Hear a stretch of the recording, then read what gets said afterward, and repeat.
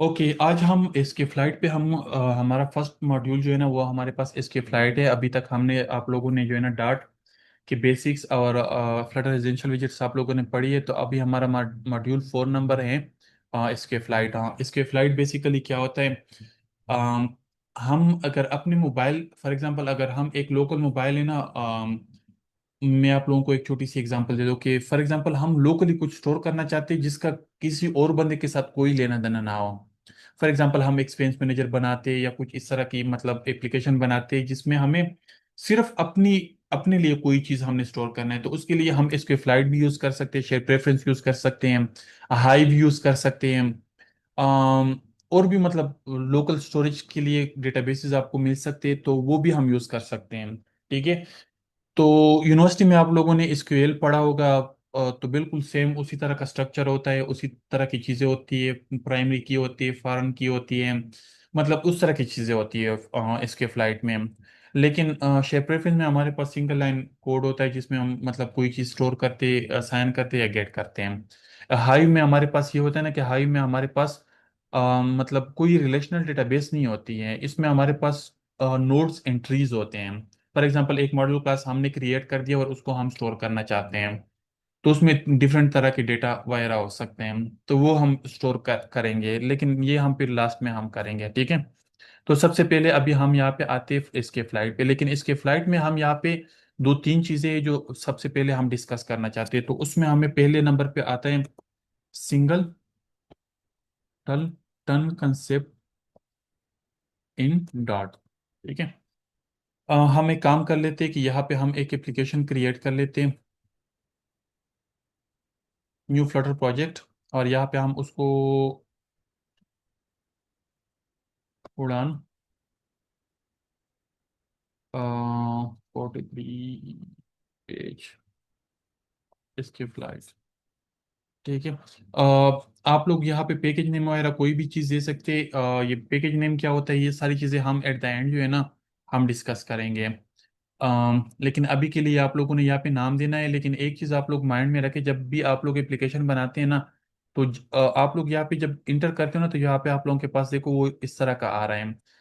मतलब अगर हम यहाँ पे देखो डबल ई की इस तो हमारे पास यहाँ पे ई, तो ये फोल्डर का नेम बन रहा है। जब हम यहाँ पे देते हैं ना तो ये फोल्डर का नेम बनता है।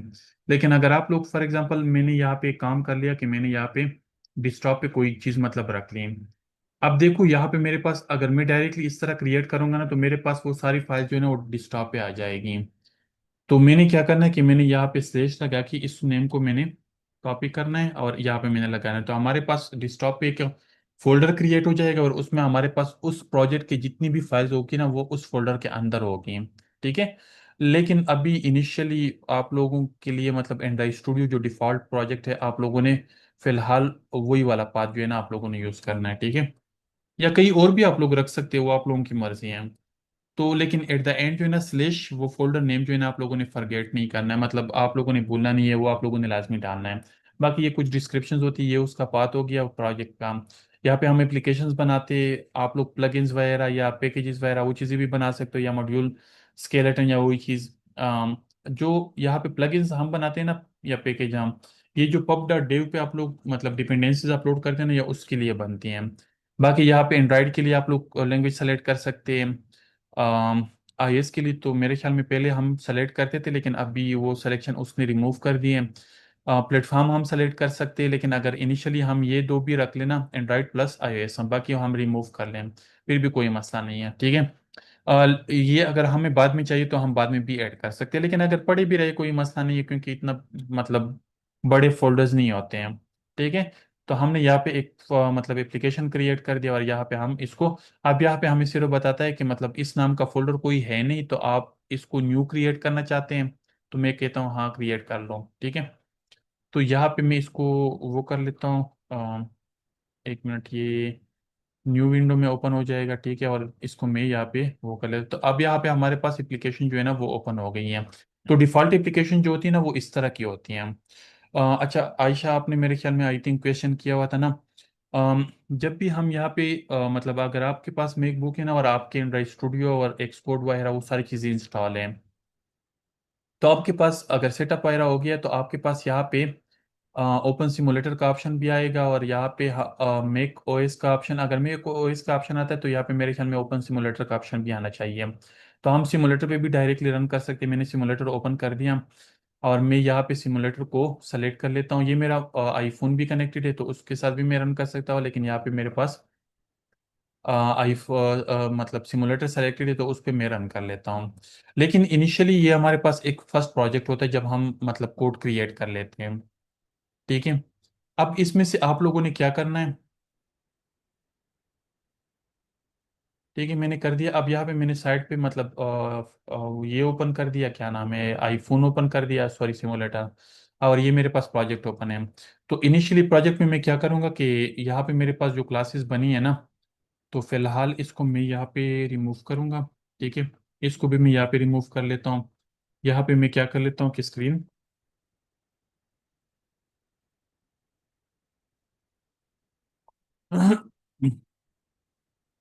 मैं यहाँ पे नाम देता हूँ, लेकिन एक चीज आप लोग माइंड में रखें।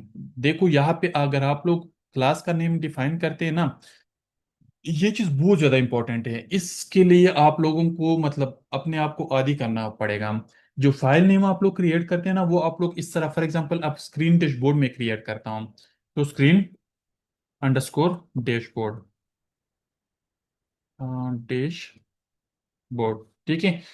मतलब जो फाइल का नेम है ना, ये फाइल का नेम मतलब मैं क्रिएट कर रहा हूँ, तो फाइल का नेम हमारे पास यहाँ पे लोअर केस में, और अगर टू वर्ड है तो उसको हम अंडरस्कोर से स्प्लिट करेंगे। ठीक है। तो ये हमने कर दिया, और यहाँ पे हम जब क्लास क्रिएट करेंगे ना, तो यहाँ पे हम कैपिटल में हम उसको देंगे, मतलब हर वर्ड का पहला करेक्टर जो है ना वो कैपिटल होगा, और हम कोई अंडरस्कोर और वो चीज़ यूज नहीं करेंगे। कर भी ले कोई मसला नहीं है, लेकिन मैं ये इसलिए कह रहा हूँ कि आगे कुछ टेक्निक्स आएंगे। फॉर एग्जांपल अगर हम डॉकर यूज करते तो डॉकर के लिए हमें ये वाला फॉर्मेट चाहिए होगा, मतलब ये क्लास फाइल का नेम इस तरह, और जो क्लास नेम है ना वो इस तरह होना चाहिए, वरना आप लोग इश्यूज फेस कर सकते हैं। तो ये एक स्टैंडर्ड तरीका है, आप लोग इसी को ही फॉलो कर लें। ठीक है। तो मैंने यहाँ पे एक क्लास क्रिएट कर दी, मैं जो पुराना कोड है ना बाकी सारी चीज़ें मैंने रिमूव कर दी हैं। यहाँ पे मैंने इसको वो कर दिया, इसको मैं यहाँ पे इंपोर्ट कर लेता हूँ। ठीक है, इंपोर्ट कर लिया, और यहाँ पे मैं डिबगर जो है ना इसको मैं यहाँ पे फॉल्स कर लेता हूँ। डिबगर मेरे पास ये वाला ऑप्शन है, तो मैंने इसको वो कर लिया, अब मेरे पास ये आ गया। लेकिन मैं यहाँ पे एक काम कर लेता हूँ, मैं यहाँ पे स्केप, तो आप लोगों ने स्केपफुल यूज करना है, तो आपके पास एक वाइट स्क्रीन आ जाएगा। ठीक है। अब ये एक एप्लीकेशन हमारे पास सिंपल एप्लीकेशन बन गया। क्लियर है।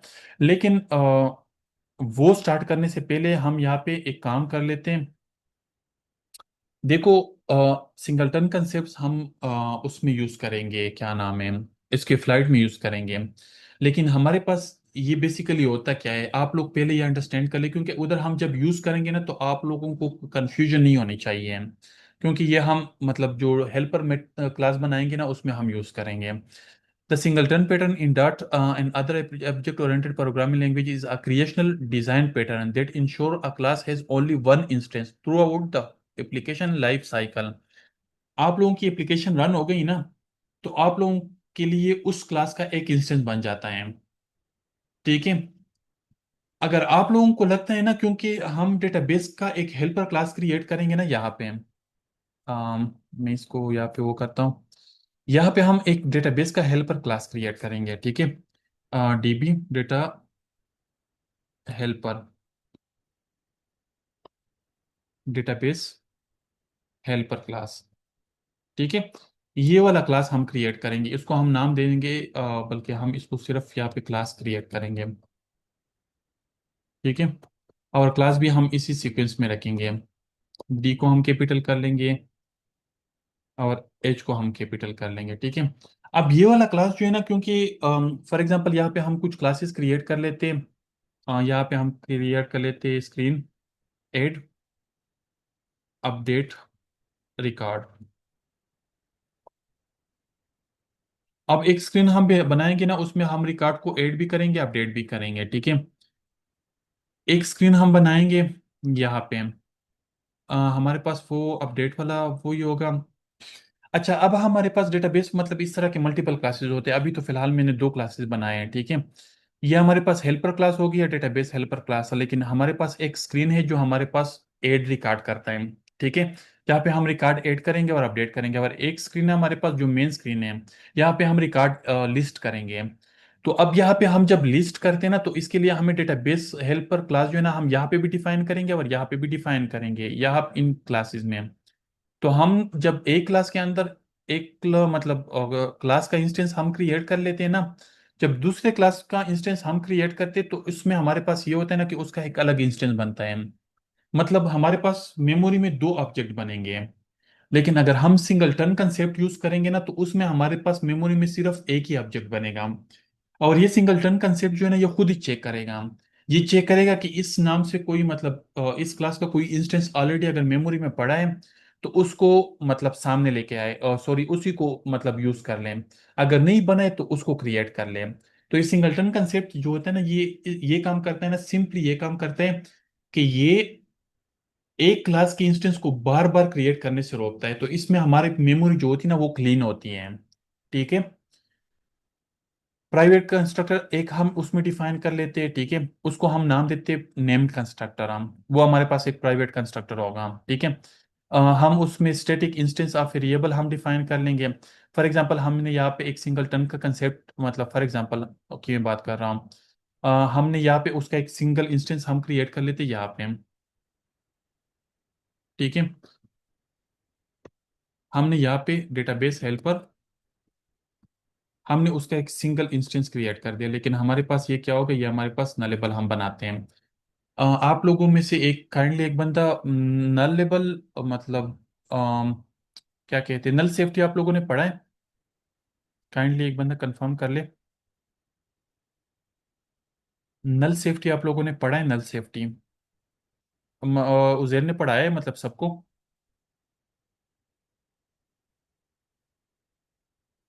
ओके, चलो गुड है। तो हम यहाँ पे इसको नलेबल बनाएंगे नलेबल का फायदा क्या होता है? देखो, अगर हम एक चीज डिफाइन करते हैं ना, फॉर एग्जांपल यहाँ पे हम एक स्ट्रिंग डिफाइन करते हैं, string name is equal to empty, मतलब इम्टी स्ट्रिंग का। अब देखो, ये इम्टी स्ट्रिंग जो है ना, ये स्पेस ले लेता है। एक तो हम वेरिएबल डिफाइन कर लेते हैं और एक इनिशियलाइज कर लेते हैं। जब हम इनिशियलाइज करते हैं ना, तो वो हमारे पास स्पेस उसको एलोकेट हो जाती है। लेकिन अगर हम इनिशियलाइज नहीं करेंगे ना, हमने सिर्फ डिफाइन कर दिया, तो हमारे पास मसला आता है नल सेफ्टी का। अब इसको अवॉइड करने के लिए या तो हम ये काम करेंगे कि हम लेट का कीवर्ड यूज करेंगे, लेकिन उसमें हमारे पास मसला ये आ सकता है कि अगर हमने ये वेरिएबल यूज कर लिया और वो हमने इनिशियलाइज नहीं किया, तो हमारे पास एप्लीकेशन क्रैश हो सकती है। ठीक है। या हम ये काम कर सकते हैं कि इसको नलेबल बना दें। नलेबल वेरिएबल को कोई भी स्पेस एलोकेट नहीं होती है। नलेबल वेरिएबल को कोई भी स्पेस एलोकेट तब तक नहीं होती जब तक हम कोई वैल्यू असाइन ना करें। लेकिन हमारे पास जो मतलब नॉन नलेबल वेरिएबल है ना, इसको स्पेस एलोकेट हो जाती है। मींस ये स्पेस इसको असाइन हो जाती है। तो हम हमें कोशिश करनी चाहिए कि हम अगर नल सही तरीके से इसको हैंडल कर सकते, तो हमें हर चीज जो है ना, मतलब नलेबल हमने डिक्लेयर करनी है। तो इससे हमारा जो मतलब साइज होता है ना, मतलब मेमोरी जो होती है ना, वो मेमोरी कम कंज्यूम मेमोरी होती है, मतलब मेमोरी हमारे पास बहुत ही कम कंज्यूम होती है। होपफुली आप लोगों को ये चीज क्लियर होगी। तो हमने यहाँ पे एक वो क्रिएट कर दिया। अब हम यहाँ पे एक काम ये कर लेते हैं ना कि फॉर एग्जांपल यहाँ पे हम एक इसका एक सिंगल इंस्टेंस भी हम क्रिएट कर लेते हैं। ठीक है। सॉरी, हम इसका वो बनाते हैं नेम्ड पैरामीटर। नेम्ड पैरामीटर भी आप लोगों ने पढ़ा होगा। नेम्ड पैरामीटर हमारे पास ये होता है ना कि हम यहाँ पे मतलब जो डिफॉल्ट पैरामीटर होता है ना, ये हमारे पास डिफॉल्ट पैरामीटर है। ठीक है। तो डिफॉल्ट पैरामीटर हम एक ही क्रिएट कर सकते हैं, लेकिन अगर हमने और भी मतलब कंस्ट्रक्टर, सॉरी, डिफॉल्ट कंस्ट्रक्टर हम एक ही क्रिएट कर सकते हैं। लेकिन हाँ, अगर हमारे पास एक कंस्ट्रक्टर हमने क्रिएट कर दिया, अगर हमें दूसरा भी चाहिए, तो उसके लिए हम यहाँ पे नेम्ड पैरामीटर नेम कंस्ट्रक्टर हम बनाएंगे। तो उसके लिए हम यहाँ पे क्या करेंगे, हम यहाँ पे कुछ भी लिख सकते हैं। तो ये हमारे पास क्या हो जाएगा, नेम कंस्ट्रक्टर हो जाएगा। तो हमारे पास यहाँ पे हमने क्या कर लिया कि एक नेम कंस्ट्रक्टर हमने क्रिएट कर दिया। अब ये क्या करता है, ये हम इनिशियली एक कंस्ट्रक्टर को हम एक कंस्ट्रक्टर तो हमने क्रिएट करना है ना, मतलब ये तो नहीं करना है, एक कंस्ट्रक्टर हमने इनिशियली क्रिएट करना है, फिर उसी को हमने बार बार यूज करना है। ठीक है। अब ये हमारे पास एक नेम कंस्ट्रक्टर हो गया। अब इसको हम कॉल करेंगे, लेकिन हम कॉल तब करेंगे मतलब फर्स्ट टाइम हम इसको कॉल करेंगे, तो हमें यहाँ पे कुछ इसके लिए यहाँ पे एक जो हमारे पास डिफॉल्ट कंस्ट्रक्टर है ना, वो हम यूज करेंगे। ठीक है। अब डिफॉल्ट कंस्ट्रक्टर हमारे पास यहाँ पे क्या है? ठीक है। डिफॉल्ट कंस्ट्रक्टर, ये हमारे पास नेम कंस्ट्रक्टर हो गया और ये हमारे पास डिफॉल्ट कंस्ट्रक्टर हो गया, ठीक है। अब हमारे पास यहाँ पे instance variable can't be assign to, ये हमारे पास हम इसको, क्योंकि हमारे पास यहाँ पे फैक्ट्री कीवर्ड हम यूज़ करें तो इसके लिए हमें मतलब इनिशियलाइज करना पड़ेगा हमें वो वाला। अब देखो हमने क्या कर लिया, अम, हम यहाँ पे एक वेरिएबल डिफाइन कर लेते हैं, string name equal to cipher, for example. अब मैं आप लोगों को यहाँ पे मतलब हम यहाँ पे डैशबोर्ड पे जो है ना एक बटन क्रिएट कर लेते हैं, एक बार body container child elevated button, ठीक है। अब एलिवेटेड बटन के क्लिक पे जो है ना हम यहाँ पे एक काम कर लेते हैं,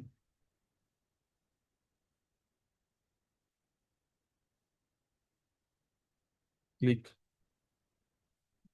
मी, ओके। अब हमारे पास यहाँ पे एक बटन आ गया, ठीक है। अब हम इसके क्लिक पे हम क्या कर लेते हैं कि हम उस डेटाबेस हेल्पर क्लास जो है ना, इस क्लास का हम एक इंस्टेंस क्रिएट कर लेते हैं। फिलहाल हम इसको यहाँ पे क्या कर लेते हैं, हम इसको यहाँ पे रिमूव कर लेते हैं, ठीक है। अम, यहाँ पे हम क्या कर लेते हैं कि यहाँ पे हम इसका इंस्टेंस क्रिएट कर लेते हैं, database helper equal to database helper, sorry इसका, हाँ हम एक इंस्टेंस क्रिएट कर लेते हैं, इसको हम यहाँ पे इंपोर्ट कर लेते हैं, ठीक है। और यहाँ पे हम क्या कर लेते हैं कि यहाँ पे हम इसको डाटा नेम, अब नेम को हम यहाँ पे प्रिंट कर लेते हैं, ठीक है।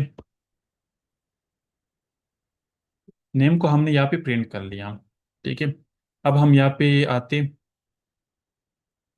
ठीक है, हम इसको क्लीन कर लेते हैं। हमारे पास यहाँ पे नेम क्या आ गया, सिफत आ गया, ठीक है। अब हम यहाँ पे एक और बटन भी क्रिएट करते हैं, हम यहाँ पे एक और काम भी कर लेते हैं।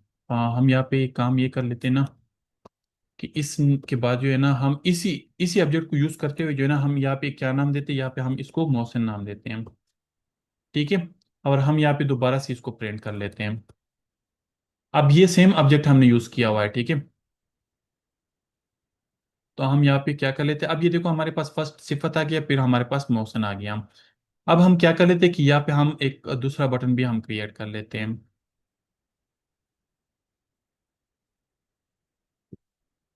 ठीक है। अब सेम हमने कंस्ट्रक्टर क्रिएट कर दिया, ठीक है। हमने उधर भी कंस्ट्रक्टर क्रिएट कर दिया, इधर भी हमने कंस्ट्रक्टर क्रिएट कर दिया। लेकिन हम यहाँ पे एक काम कर लेते कि हमने यहाँ पे सिर्फ मतलब उसको जो है ना हम एक नाम देते हैं, मतलब यहाँ पे हम पहले इस पे क्लिक करेंगे, इस नाम को हम क्या वैल्यू असाइन करेंगे, मोशन। फिर यहाँ पे हम इस वैल्यू को दोबारा से सिर्फ प्रिंट करेंगे, ठीक है। और देखेंगे कि हमारे पास यहाँ पे, अब यहाँ पे हमने क्या कर लिया, यहाँ पे हमने, हमारे पास यहाँ पे पहले इसमें वैल्यू कौन सी थी, सिफत था। अब यहाँ पे हमारे पास मोशन आ गई, लेकिन हम यहाँ पे दोबारा सिर्फ इसको प्रिंट करते हैं, तो हमारे पास वैल्यू क्या आ गई, हमारे पास वैल्यू सिफत प्रिंट हो गई। क्यों? क्योंकि हमारे पास यहाँ पे एक और इंस्टेंस बन गया। जब एक अलग इंस्टेंस बनता है तो हमारे पास उस क्लास का मतलब उसके लिए अलग एक स्पेस एलोकेट हो जाती है। अब हम यहाँ पे इस चीज को भी कमेंट कर लेते हैं, ठीक है। अब हम यहाँ पे इसको रन कर लेते हैं, ठीक है। हमारे पास रन हुआ होगा तो हम यहाँ पे असाइन कर लेते हैं, सिंगल इंस्टेंस हमारे पास क्रिएट हो गया। अब हम इस पे क्लिक करते हैं, अब देखो हमारे पास मतलब हमने सेम कोड यूज किया, हमने सिर्फ मतलब यहाँ पे कंसेप्ट हमने क्या यूज किया कि हमने मतलब सिंगलटन कर दिया इसको हम। अब हम जितना भी क्लिक करेंगे ना, ये देखो हमारे पास मोशन ही प्रिंट हो रहा है। मोशन क्यों प्रिंट हो रहा है, क्योंकि हमने फर्स्ट बटन के क्लिक पे जो है ना इसको यहाँ पे मॉडिफाई कर दिया था। तो अब हमारे पास ये गो थ्रू होल एप्लीकेशन, हमारे पास ये एप्लीकेशन मतलब ये हेल्पर जो है ना सिर्फ एक ही मेथड उसका मतलब बनेगा, क्या नाम है, एक ही उसका मतलब इंस्टेंस बनेगा, मतलब बार बार मतलब इंस्टेंस, नए नए इंस्टेंस नहीं बनेंगे, ठीक है। तो ये सिंगलटन कंसेप्ट हम हेल्पर क्लास के लिए, क्योंकि हेल्पर क्लास हमारे पास अगर रिकॉर्ड हमने गेट करने तो हमने हेल्पर क्लास यूज करना है, हमने ऐड करने तो हमने हेल्पर क्लास यूज करना है, हमने अपडेट करने डिलीट करने कुछ भी करना है हमने हेल्पर, यही हेल्पर क्लास यूज करना है। तो इसके लिए हम यहाँ पे सिंगलटन कंसेप्ट यूज करेंगे। तो सिंगलटन कंसेप्ट आई होप कि आप लोगों को क्लियर होगा। किसी का कोई क्वेश्चन है सिंगलटन कंसेप्ट में तो आप लोग क्वेश्चंस कर सकते हैं। Any question? माइक ऑन करके आप लोग क्वेश्चंस कर सकते हैं। कोई क्वेश्चन है आप लोगों का?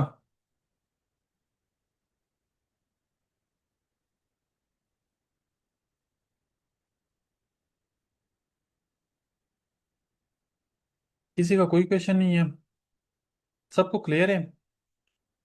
तो आप लोग काइंडली एक काम कर ले कि इस पे थोड़ा सा प्रैक्टिस कर ले, सिंगलटन कंसेप्ट किस तरह बनता है। अच्छा, इसमें फैक्ट्री कीवर्ड जो है ना, ये फैक्ट्री कीवर्ड भी बहुत ज़्यादा इंपॉर्टेंट रोल प्ले करता है। Factory constructor that control access point. ठीक है। तो हम यहाँ पे फैक्ट्री कीवर्ड हमारे पास एक ही वो करता है। तो ये हमारे पास अगर हम मल्टीपल अपडेट कर लेते, ये उसने एग्जांपल दी है। तो फैक्ट्री कीवर्ड जो है ना, why we use factory keyword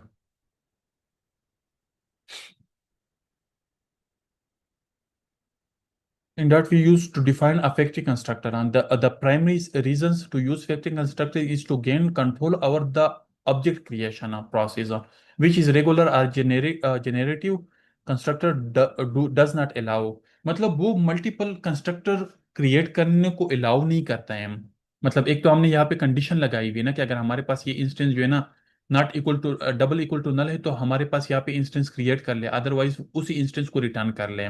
ठीक है। लेकिन ये फैक्ट्री कीवर्ड भी मतलब जेनेरिक, मतलब मल्टीपल ऑब्जेक्ट्स क्रिएट करने की परमिशन नहीं देता, मतलब उसी को बार बार वापस रिटर्न करता है। तो होपफुली आप लोगों को ये चीज़ मतलब क्लियर होगी, ये कंसेप्ट। तो आप लोग इस पे थोड़ा सा प्रैक्टिस कर ले, इसको सही तरीके से अंडरस्टैंड कर ले, और यहाँ से जो है ना कुछ और एग्जांपल भी आप लोग उस पर प्रैक्टिस कर लें। ठीक है। कल हम मतलब इसी क्लास में यही चीज़ें जो है ना हम इसी को कंटिन्यू करेंगे और इसी को आगे लेके चलेंगे। तो कल हम कोशिश करेंगे कि डेटाबेस हेल्पर क्लास हम क्रिएट कर ले यूजिंग क्या नाम है, इसके फ्लाइट हम। अच्छा, एक चीज़, अभी जो आपने क्वेश्चंस की थी सर, आप लेक्चर अपलोड करेंगे? हाँ, मैं अपलोड करूँ के आप लोगों के साथ शेयर करूँगा। अगर आप लोग फॉर एग्जांपल मैकबुक यूज़र है ना, आप लोग यहाँ पे कोई डिपेंडेंसी ऐड करते हैं, फॉर एग्जांपल इसके फ्लाइट हम ऐड करते हैं, तो मुझे क्या करना पड़ता है कि मैं यहाँ पे टर्मिनल में आता हूँ। ठीक है। टर्मिनल में हम यहाँ पे, हमारे पास यहाँ पे जो डायरेक्टरी है ना, वो हमारे पास एप्लीकेशन ये वाली होनी चाहिए हम। ठीक है। तो हम यहाँ पे सी डी आई एस कर लेते हैं, यहाँ पे हम पोर्ट इनिट कर लेते हैं, और यहाँ पे हम पोर्ट अपडेट कर लेते हैं। तो जब हम अपडेट करेंगे ना, तो हमारे पास ये वाली जो डिपेंडेंसी हमने डाली ना, ये हमारे पास इंपोर्ट हो जाएगी। तो जब इंपोर्ट हो जाएगी, तो तब हम अगर सिमुलेटर पे भी रन करेंगे या उस पे भी रन करेंगे, तो हमारे पास कोई मसला नहीं होगा। मेक ओएस पे अगर आप लोगों ने रन करना है, तो आपने फॉर एग्जांपल यहाँ पे मैं वो करता हूँ, सी डी मेक ओएस। तो मैं मेक ओएस के अंदर आ गया, तो यहाँ पे मैं पोर्ट इनिट कर लेता हूँ। ये कोई यहाँ पे मेरे पास अब इसके अंदर पोर्ट नहीं है हमारे पास। ठीक है। मैं इनिट कर लेता हूँ, हमारे पास यहाँ पे पोर्ट आ गए, पोर्ट फाइल आ गया। अब इसको पोर्ट को मैं जो है ना यहाँ पे इंस्टॉल अपडेट कर लेता हूँ। तो हमारे पास यहाँ पे पोर्ट जो है ना वो अपडेट भी हो गया। अब हमारे पास यहाँ पे कुछ भी नहीं, तो फिलहाल हमारे पास यहाँ पे कुछ भी नहीं आया। अब हम अगर इसको मतलब यहाँ पे अगर इस पे भी मैं रन कर लूँ, तो मेरे पास वर्क करना चाहिए इसको।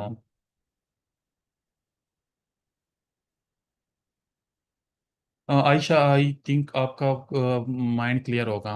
अच्छा, लेक्चर अगर ख़त्म हो जाए तो आप